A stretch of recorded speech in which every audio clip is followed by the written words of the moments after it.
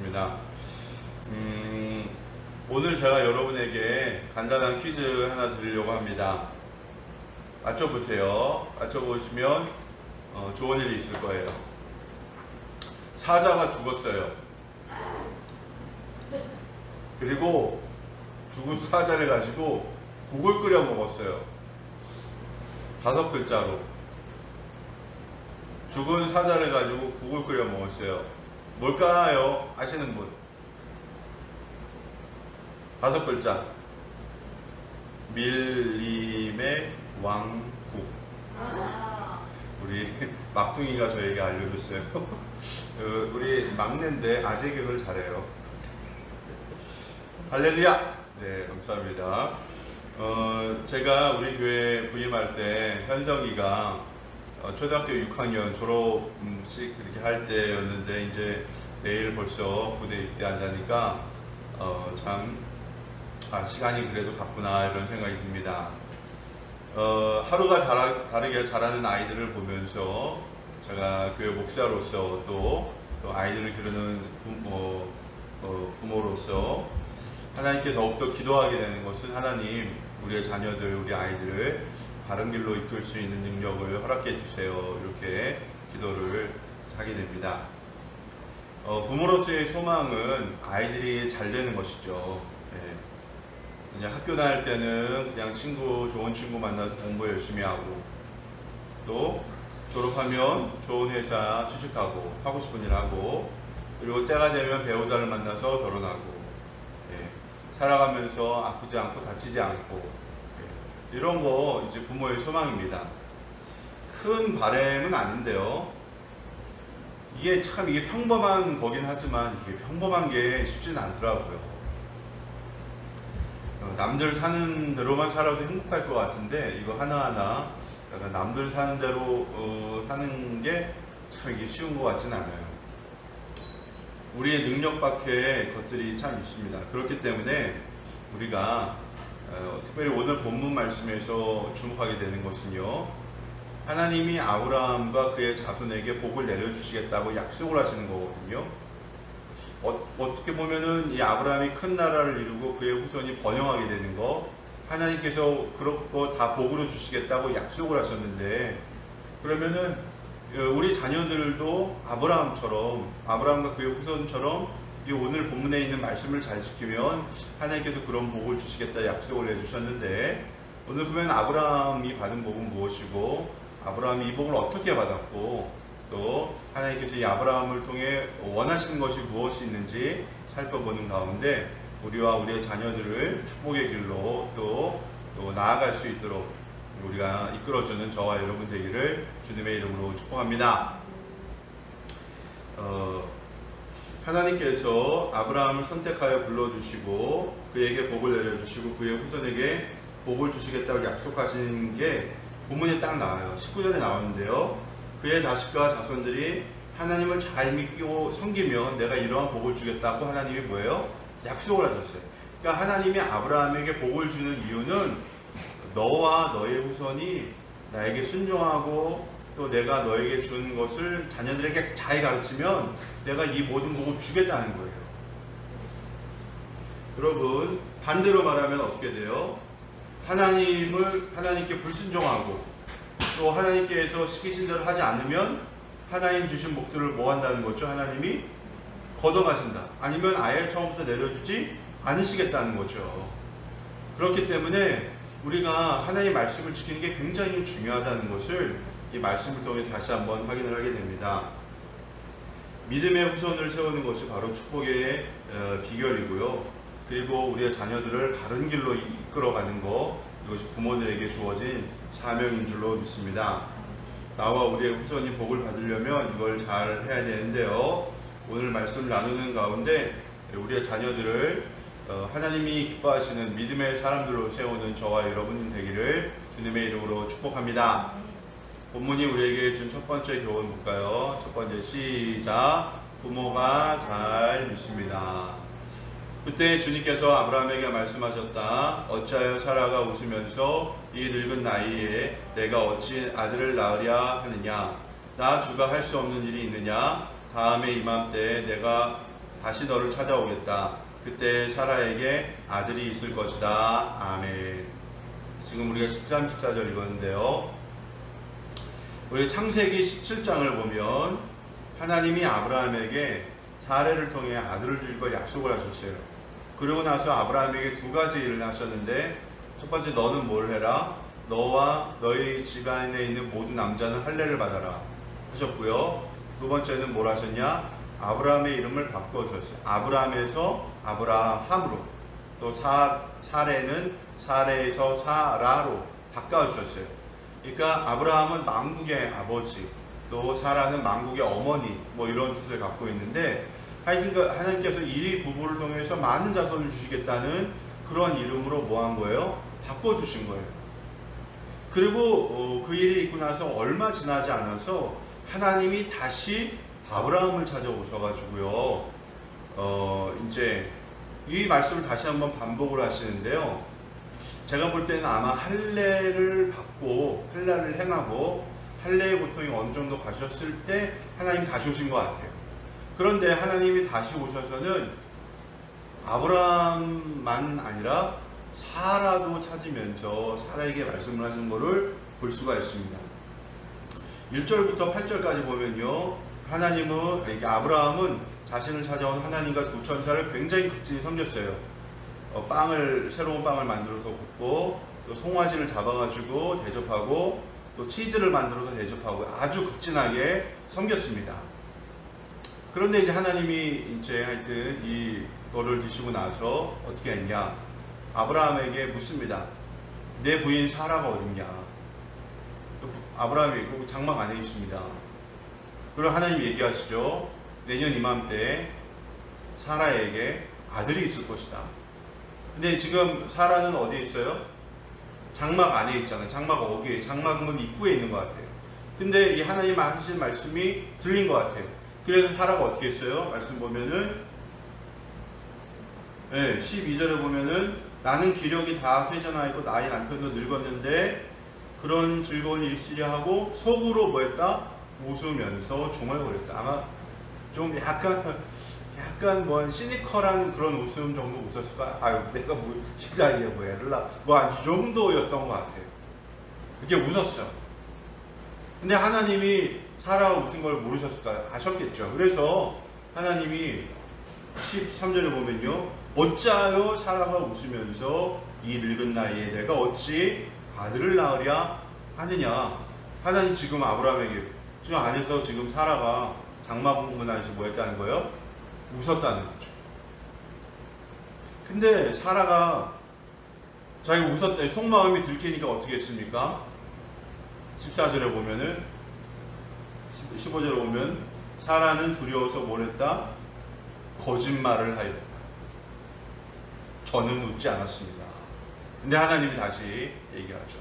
그래, 네가 웃었잖아. 거짓말하지 마. 여러분 보세요. 사라는 지금요 두 가지 잘못을 졌어요. 첫 번째는 뭡니까? 하나님이 하시고자 하시는 일을 뭐 했어요? 웃음거리로 생각을 했습니다. 두 번째 뭐예요?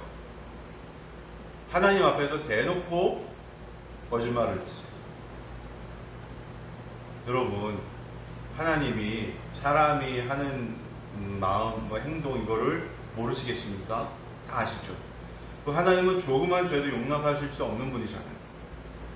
하나님 앞에서 대놓고 거짓말한 사라는요, 지금 당장 죽어도 벌을 받아도 할 말이 없어요. 그런데 하나님이 이 사라를 지금 당장 벌하지 않습니다. 제가 볼 때 사라가 굉장히 자기의 속마음이 들켰으니까 당황해서 자기가 웃지 않았다 그랬던 것 같아요. 제가 이제 신앙생활을 하는 부부들을 보면요, 남편과 아내가 똑같이 잘 믿는 분도 있지만 어느 분들은 한쪽만 잘 믿는 분도 있고요, 어떤 분들은 배우자가 교회를 안 나오는 분도 있고요, 어떤 분들은 심지어 배우자가 심하게 박해하는 분도 있어요. 그런데 어느 한쪽이 믿지 않는 경우 그 사라에서 자라나는 아이들은 어떻게 될까요? 보통 자기가 가깝고 자기가 영향을 많이 받는 부모를 따라간다고 합니다. 예. 그러니까 자기가 가까우니까 엄마가 교회 다니면 나도 엄마랑 가까우면 교회 따라가겠죠. 근데 자기가 이제 아빠랑 가까운데 엄마는 그냥 좀 그래. 그러면은 뭐예요? 교회 다니는 것도 굉장히 좀 꺼리겠죠.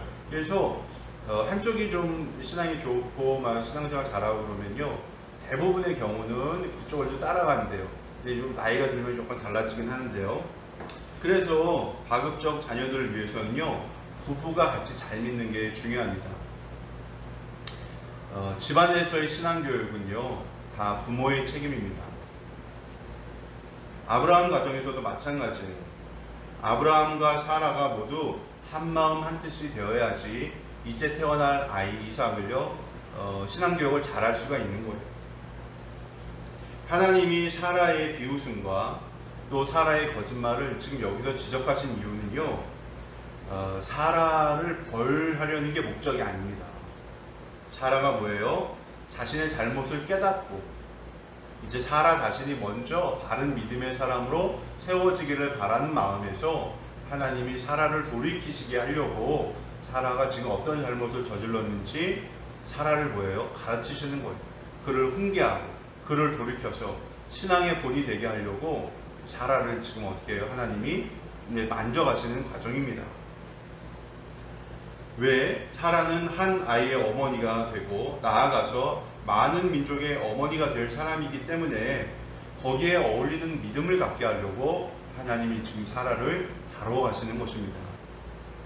여러분, 자녀들은 부모를 보면서 커요. 이게 신앙도 마찬가지입니다. 아이들이 신앙 안에서 인생의 목적과 의미를 알고 행복하게 살아가기를 원한다면요, 부모가 먼저 그렇게 살아야 돼요. 부모가 서로 지지하고 격려하고 응원하고 축복하는 그러한 부부 생활을 보여주고, 또 하나님을 믿고 이웃을 사랑하며 미래에 대한 소망을 기도하면서 이뤄가는 부모, 이러한 부모의 모습을 볼 수 있다면요, 이건 그 자체로 아이들에게는 굉장히 큰 교육이 되고요, 이거 자체가 아이들에게 큰 선물이 되는 것입니다. 근데 솔직히 요즘 우리 교회만 하더라도요, 부부가 같이 신앙생활 하는 분들도 있지만 그냥 혼자만 신앙생활 하는 분들도 있어요. 그런데 여러분, 그런 상황이 있을지라도요, 걱정하거나 염려하거나 두려워할 필요가 없어요. 왜? 하나님은 우리의 모자란 부분을 모아하기 때문에 채워주시기 때문에요, 우리가 그런 상황이 돼도요, 두려워할 필요가 없어요. 우리에게 없거나 모자란 부분은요, 하나님께 맡겨드리면 돼요. 그렇게 하나님께 맡기는 어머니 또는 아버지의 모습에서요, 아이들은 신앙적으로 잘 성장하게 됩니다. 제 개인적인 이야기이긴 하지만요, 지금은 저희 부모님이 다 돌아가셨는데요, 우리 어머님은 70에 돌아가시고 이제 우리 아버님은 76에 이제 하나님 나라 가셨는데요, 이제 우리 어머니 가신 지 한 9년 되신 것 같아요. 근데 저희 어머니하고 저희 아버지는요, 아주 어린 시절에 아버지를 잃었어요. 우리 아버지는 8살 때, 7살 때 아버지를 여의셨고요. 우리 어머니는 3살인가 이때 이제 여기 해방되기 전에 또 아버지를 여의셨어요. 그러니까 두 분 다 홀어머니 밑에서 컸습니다. 홀어머니 밑에서 컸어요. 일제강점기, 또 6.25, 막 이런 굉장히 격동의 시기를요, 홀어머니 밑에서 아주 힘들게 사셨어요. 그런데, 저희, 그러니까 부모님이, 우리 각자 형제도 있긴 있지만, 어떻게 그런 어려움을 견디실 수 있었을까? 우리 할머니도, 또 우리 외할머니도 가장 어려울 때 뭘 만났어요? 예수님을 만났어요. 예수님을 만나서 신앙생활 했습니다. 그래서요, 이 어려운 시대를요, 이겨 나올 수 있었어요. 믿음으로 그 어려움을 극복했습니다. 그래서 저는 저희 이제 외할머니, 제가 이제 대학교 1학년 때 돌아가셨는데요, 우리 친할머니와 외할머니를 보면서, 이렇게 신앙의 힘을 가지니까 어려운 시대도 이겨낼 수 있었구나라는 것을 이제 우리 어르신들을 보면서 제가 간접적으로 경험을 했습니다. 그러므로 사랑하는 여러분, 부부가 잘 믿으면 좋아요. 근데 아니, 홀로 잘 믿어도요, 우리의 신앙을 잘 지키고 하나님을 믿고 어려움을 극복해내는 모습을 우리 자녀들에게 보여준다면 그것 자체가 아주 훌륭한 신앙 교육이 된다는 것을 믿고, 부모 먼저, 또 우리 자신 먼저 예수님을 잘 믿고 하나님을 잘 섬기는 저와 여러분이 되기를 주님의 이름으로 축복합니다. 두 번째는 무엇입니까? 보여줌으로 가르치는 것입니다. 19절 볼까요? 시작. 내가 아브라함을 선택한 것은 그가 자식들과 자손을 잘 가르쳐서 나에게 순종하게 하고 옳고 바른 일을 하도록 가르치라는 뜻에서 한 것이다. 그의 자손이 아브라함에게로 배운 대로 하면 나는 아브라함에게 약속한 대로 다 이루어 주겠다. 아멘. 오늘 지금 29절에는요, 가르치라는 말이 몇 번이나 나와요? 2번 나와요. 이게 배운 대로까지 하면 3번 나옵니다. 이게 교육과 신앙 전수와 관계된 단어가 무려 3번이나 나와요. 유대인들에게서 지식이라는 것은요, 양가적, 두 가지가 충족이 돼야지 지식이에요. 첫 번째는 뭐냐면은, 이게 뭐냐, 나는 이것을 어떻게 생각하느냐, 이 지식에 대한 주관적인 견해. 두 번째는 뭐예요? 남들은 이것을 어떻게 생각하느냐, 이거에 대한 다른 사람들의 평가, 객관적인 견해. 이 두 가지를 같이 갖고 있어야지 온전한 지식이 됩니다. 그래서 유대인들은 이 지식을 갖기 위해서 뭘 해요? 하브르타라는 대화를 통해서 지식을 얻는 방법을 사용을 합니다. 진짜 지식을 얻으려면은 혼자 책을 보고 얻는 게 아니라, 내가 이 책을 읽어서 어떤 지식을 얻을 뿐만 아니라 다른 사람과의 대화를 통해서 이것을 내 것으로 만드는 과정을 해야 진짜 참 지식이 된다는 거예요. 그러니까 지금 아브라함이 이제 태어날 자녀들에게 해야 될 신앙교육은 단지 뭐예요? 뭔가를 읽혀서만 되는 게 아닙니다. 지금 보세요. 19절은 굉장히 중요한 말씀이에요. 하나님이 아브라함과 그의 자손에게 복을 주시겠다 약속을 하셨어요. 그 전제로 뭐예요? 하나님은 아브라함에게 너와 내 후손은 절대적인 순종의 삶을 살아야 된다. 아버지가 자식에게로, 자식이 그 아들에게로 뭘 해야 돼? 하나님을 잘 섬기는 것을 가르치고 그대로 살라고 해야 한다. 지금 요 말씀이거든요. 그러면은 내가 너에게 준 복이 자손 대대로 이루어질 것이다. 이어질 것이다. 바로 이 말씀인 거예요. 그럼 여러분, 아브라함은 이 신앙교육을 어떻게 해야 되겠습니까? 보세요. 그때 여러분 신학교가 있나요? 없죠. 교회가 있어서 교회학교가 있나요? 없죠. 성경이 있나요 그때? 성경이 어디 있어요? 지금 창세기 18장인데 성경이 어디 있습니까? 성경도 없어요. 그러면 도대체 어떻게 가르칩니까? 뭘 가르쳐야 돼요? 그렇죠.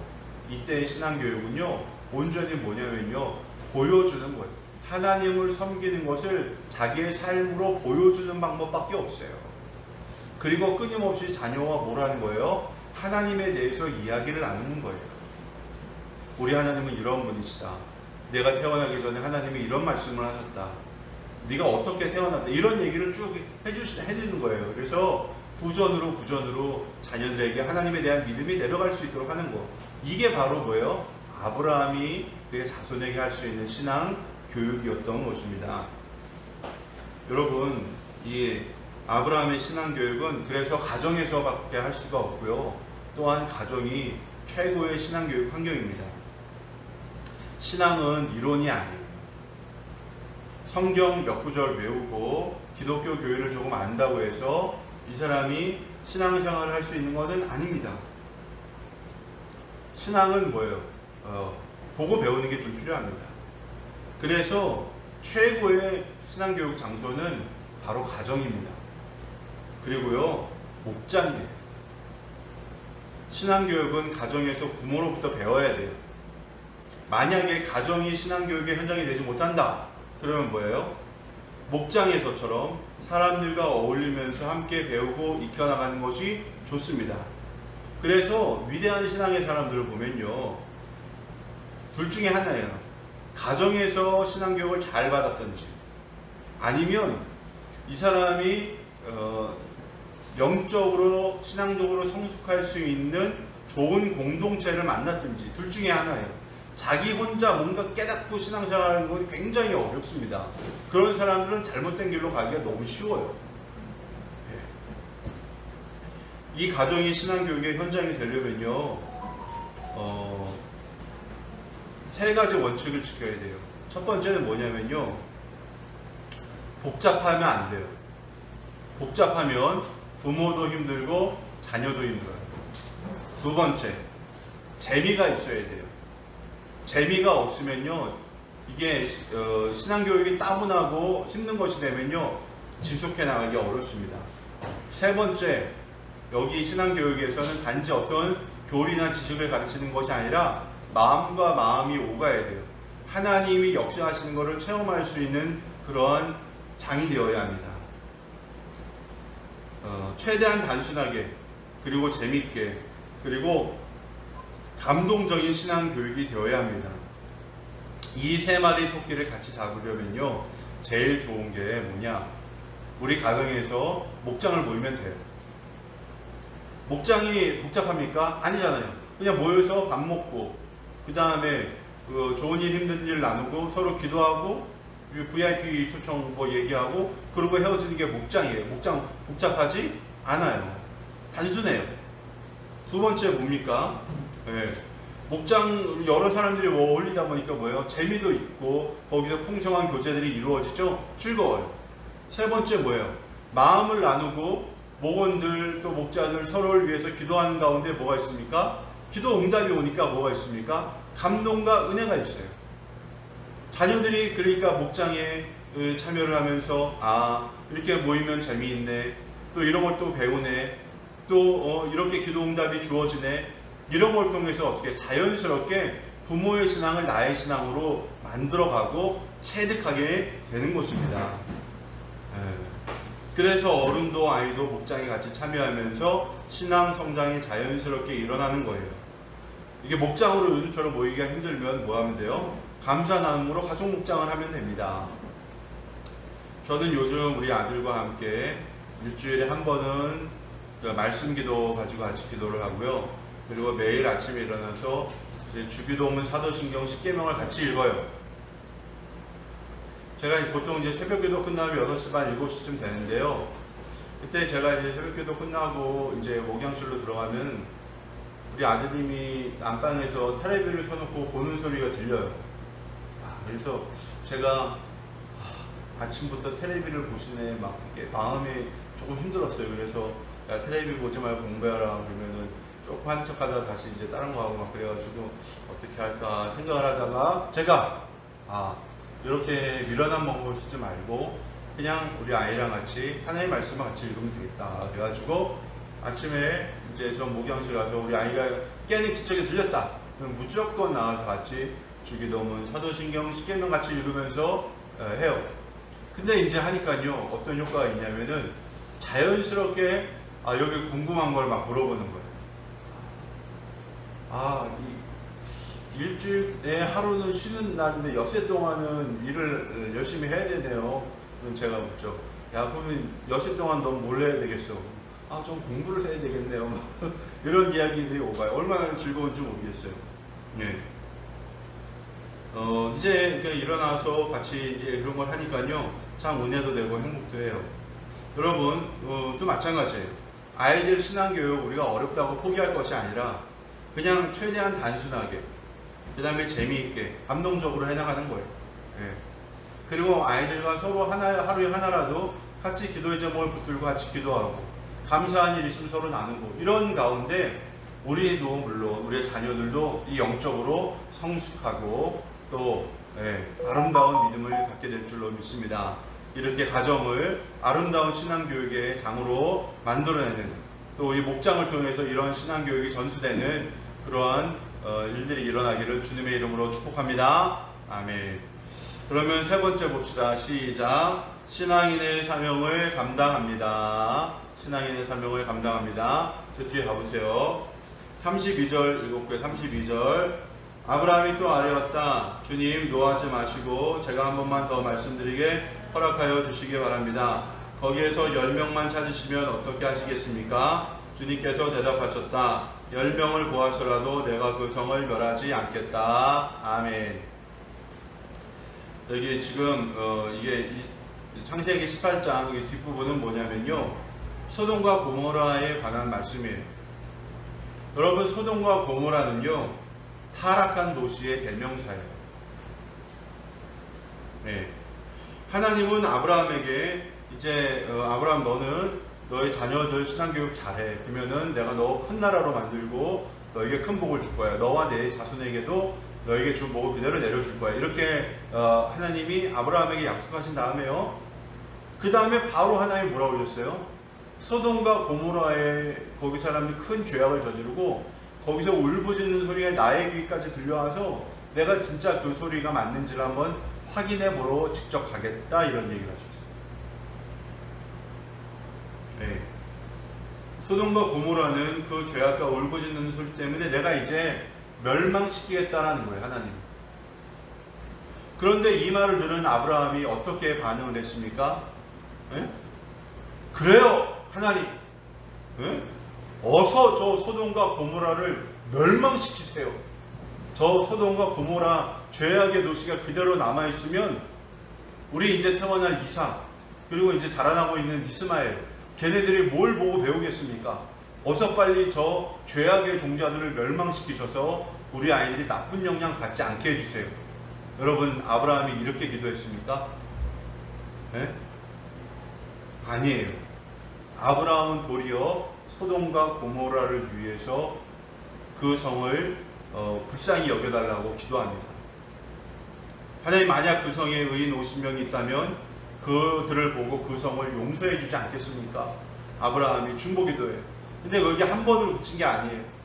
50명, 45명, 40명, 30명, 20명, 10명, 무려 6번에 걸쳐서 아브라함이 기도를 합니다. 하나님, 의인 50명이 있으면, 45명이 있으면, 40명이 있으면, 30명, 20명, 10명이 있으면 그들을 보고서라도 그 성을 멸망시키지 말아주세요. 그들에게 다시 한번 기회를 주세요.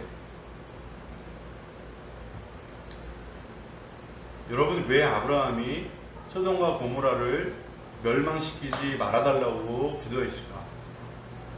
나중에 자기가 또 몰래 놀려고? 여러분, 이게 바로 믿는 자의 사명이기 때문에 그럽니다.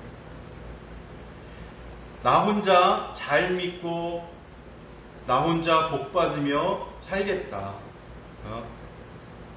이런 마음을 가진 사람이 진짜 하나님을 믿는 사람일까요? 아닙니다. 진짜 믿음의 사람은요, 나를 통해서 많은 사람이 하나님을 믿고 복 받기를 원하는 마음을 가진 사람이요, 진짜 신앙입니다. 함께 하나님 나라의 백성으로 다른 사람들도 행복을 누리고, 그리고 진짜 보람된 일을 위해서 살아갈 수 있도록 도와주고 싶다. 이게 바로요, 예수를 믿는 사람의 마음이어야 합니다. 아브라함은 바로 신앙인의 사명이 무엇인지를요, 이 사건을 통해서 보여주고 있어요. 믿음의 사람은요, 자신은 물론 다른 사람들도 하나님 안에서 행복하게 살아갈 수 있도록 도와준 사람이요, 진짜 믿음의 사람이에요. 여러분, 아브라함 입장에서 한번 생각을 해보세요. 저 앞에 있는 저 소돔과 고모라가 이제 곧 멸망할 것을 알면서도 나는 여기서 안전하고, 나는 여기서 행복하고, 나는 여기서 평안하니까 나는 괜찮아, 쟤네들이야 뭐 살든 죽든 나랑 상관없어, 이런 마음을 만약에 아브라함이 가지고 있었다면, 죽어가는 생명을 보고도 어떠한 안타까움을 느끼지 않는다면 뭐예요? 그 마음이 어떤 마음입니까? 이 마음은요, 이미 망가진 마음이에요. 부서진 마음과 다를 바가 없습니다. 여러분, 우리에게 지금 필요한 게요, 생명을 소중히 여기는 가치관이 지금 우리에게 있어야 합니다. 깨어진 가정, 무너진 사람들을 보면서요, 안타깝게 여기는 마음, 그리고 어떻게든지 그들을 도와서 하나님이 기뻐하는 사람으로 회복해주고 인생의 진정한 목적과 의미를 알고 즐거움 위에 살아갈 수 있도록 도와주는 것, 이게 바로 신앙인의 자세이어야 한다는 것입니다. 이런 부모의 모습을 보고 자란 아이들이 어떻게 되겠어요? 바르게 자라겠죠. 네. 그저 자기 자신만 알고 살아가는 사람들, 자녀들이 그 부모를 통해서 뭘 배우겠습니까? 배울 게 없는 거예요. 사랑하는 여러분, 아브라함은 바로 이러한 마음을 가지고 있었기에 하나님이 그를 믿음의 조상으로 뭐예요? 선택하신 거예요. 그냥 믿음의 조상이 되는 거 아닙니다. 우리의 가정이 그냥 못 받는 거 아니에요. 복을 받을 만한 마음을 가져야죠. 사랑하는 참교회 가족 여러분, 여러분과 여러분의 자녀가 진정한 하늘의 복을 받기를 원하십니까? 그러면 그들을 하나님을 사랑하고 이웃을 사랑하는 사람으로 키우시길 바랍니다. 그리고 여러분 자신이 먼저 그러한 사람이 되어야 돼요. 네. 우리가 혼자서 하긴 힘드니까 어떻게 해야 돼요? 목장 식구들과 그리고 교회 가족들과 이거를 함께 해나가는 거예요. 네. 서로 격려하고 돕고 위로하고 축복하면서 이런 일을 해나가는 거예요. 지금 우리 주위에 소외된 사람들이 얼마나 많이 있습니까? 외로워하는 사람들이 얼마나 많이 있습니까? 우리의 도움을 필요한 사람들이 얼마나 많이 있습니까? 네. 우리가 찾아가는 거예요. 도와주는 거예요. 할 수 있는 대로 섬겨주는 거예요. 이게 여기서 하나님 나라가 회복이 되지, 하나님 나라가 그냥 이루어지지 않습니다. 그냥 하나님 나라가 그냥 뚝 떨어지는 거 아니에요. 하나님이 우리를 하나님 나라 사람으로 만들어가는 과정 가운데 있다는 거 우리가 알고요. 거기에 적극적으로 순종을 해야 하나님 나라가 이루어지는 것을 우리가 다시 한번 알고 깨달아야 할 줄로 믿습니다. 사랑하는 참교회 가족 여러분, 오늘 하나님께서 아브라함에게 내려주신 복, 이 19절, 이거 너무 중요해요. 그래서 다시 한번 같이 읽어볼까요? 19절 시작. 내가 아브라함을 선택한 것은 그가 자식들과 자손을 잘 가르쳐서 나에게 순종하게 하고 옳고 바른 일을 하도록 가르치라는 뜻에서 한 것이다. 그의 자손이 아브라함에게 배운 대로 하면 나는 아브라함에게 약속한 대로 다 이루어 주겠다. 아멘. 정말 이 말씀을 이제 가슴속에 간직하고, 하나님, 나도 이렇게 살겠습니다. 우리와 우리의 자손이 하나님을 잘 믿고 섬길 수 있도록 신앙의 본이 되겠습니다. 결단하는 우리 참교회 가족들이 되시기를 주님의 이름으로 축복합니다. 거룩하신 아버지 하나님 감사합니다. 오늘도 우리에게 주시는 말씀을 통하여 큰 은혜를 받습니다. 이 말씀처럼 또한 하나님, 우리는 하나님 부모로서 먼저 신앙의 본을 잘 보이게 하여 주시고, 또한 말로서가 아니라 보여주는 가르침을 통하여서 하나님 정말 진정한 섬김이 무엇인지 보여주게 하여 주시고, 또한 하나님 우리가 정말 죽어가는 영혼들을 위한 애타는 마음을 가지고 그를 사랑으로 섬겨주고 구원으로 인도하는 복된 삶을 살아가는 우리 참교회 가족들이 다 되게 하여 주옵소서. 예수님 이름으로 기도드립니다. 아멘.